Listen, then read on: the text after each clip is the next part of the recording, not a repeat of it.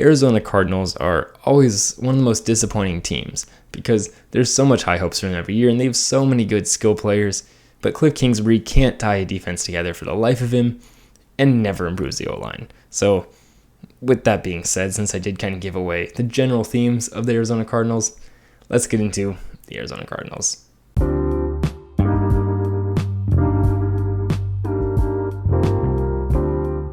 What's up, guys?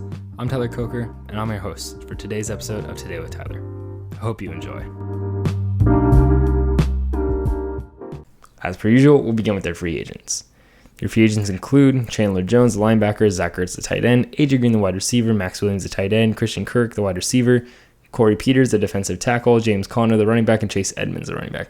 They brought back most of the important ones, including AJ Green and James Conner, but they didn't bring back people like Christian Kirk and Chase Edmonds. Looking at their offense, Kyler Murray is a great player, especially when they block for him. He has a great wide receiver core around him with DeAndre Hopkins, AJ Green, and Rondale Moore. And then if they eventually could get someone like Andy Isabella to show his potential, that would be even better. Looking at it, Zach Ertz was also a very good pickup at tight end, and although he can't run block at all, he's a really, really good receiving threat, and then they don't run that much anyway. That's a trend on this team since nobody can really run block.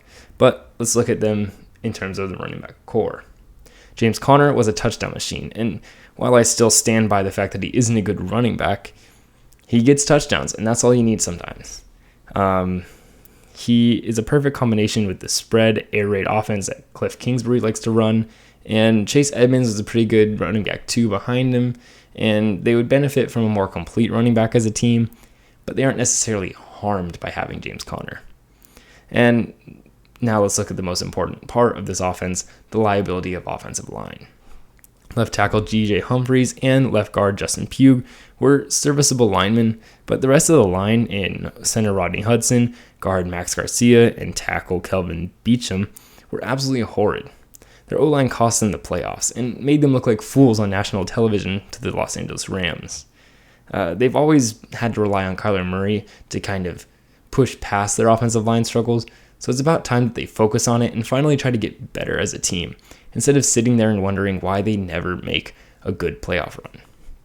Looking at their defense, it's another reason they don't make a good playoff run. J.J. Watt was once again a great pass rusher when he was healthy this season, and Chandler Jones had himself a decent year as well, but the box couldn't quite pull it together. Their 4.5 yards allowed per carry is pretty worrisome, especially since both their edge rushers are free agents this season. They lacked good interior pressure, and it wouldn't be the end of the world if one of their linebackers had lived up to their potential for once. Instead, it was quite rough. Isaiah Simmons and Jordan Hicks had pretty tough seasons, especially Isaiah Simmons, who is better suited for pass rushing than being a true offensive or outside linebacker. It's always been a wonder what he's going to be the best at, and while he is so in between positions that he hasn't been captured good in any one of them, I'd like to see him rush the passer a lot more. With Chandler Jones potentially being completely gone, I like the idea of him filling Chandler Jones' role. Zaven Collins was decent in his time as a first-round pick, but he couldn't quite maximize his opportunities, and it supplies more reasons to be skeptical of the pick, since Jeremiah Owusu-Koramoah was literally right there. And some people like Pete Warner, who ended up turning to be one of the best linebackers in the entire class, were well behind him as well. Their secondary was even more mixed, and the Cardinals really felt Patrick Peterson's absence from being a true shutdown quarterback one. Buda Baker was decent, and Jalen Thompson had a good year, but corners Byron Murphy Jr. and Marco Wilson most struggled mightily.